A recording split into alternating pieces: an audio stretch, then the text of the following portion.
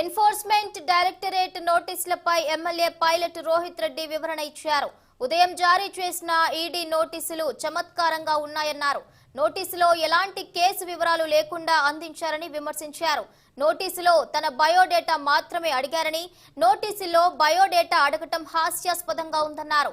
ఇక తనకు నోటీసులు ఇస్తారని బండి సంజయ్కి ఎలా తెలుసని ప్రశ్నించారు.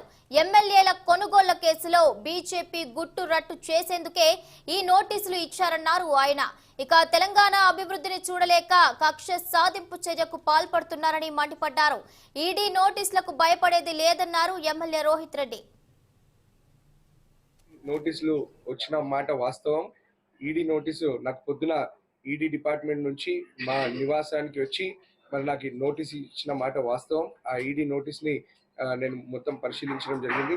అయితే ఈ ఈడీ నోటీసు అసలు ఒక చమత్కారంగా ఉంది.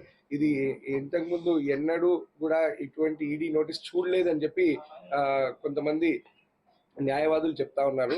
అయితే ఈ ఈడీ నోటీస్లో వాళ్ళు ఎటువంటి క్రైమ్ రిలేటెడ్ కానీ, ఎటువంటి కేసు రిలేటెడ్ కానీ, ఎటువంటి సబ్జెక్టెడ్ క్రైమ్ కానీ, ఎలిగేషన్ కానీ, కంప్లైంట్ కానీ ఏది కూడా మళ్ళీ ఈడీ నోటీస్లో లేకపోవడము చాలా ఆశ్చర్యకరంగా ఉంది.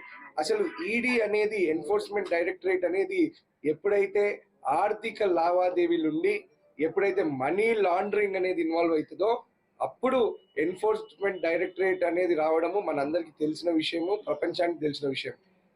ఈసారి మరి ఈ ఈడీ నోటీస్లో వాళ్ళు నా బయోడేటా అడిగినారు. లిటరల్గా మరి నా బయోడేటా కావాలంటే ఆన్లైన్లో నేను సబ్మిట్ చేసిన ఎలక్షన్ అఫిడవిట్ చూసినా సరిపోతుంది. మరి దానికోసం ఇంత పెద్ద దర్యాప్తు సంస్థ, దేశంలోనే ఒక పెద్ద దర్యాప్తు సంస్థ నా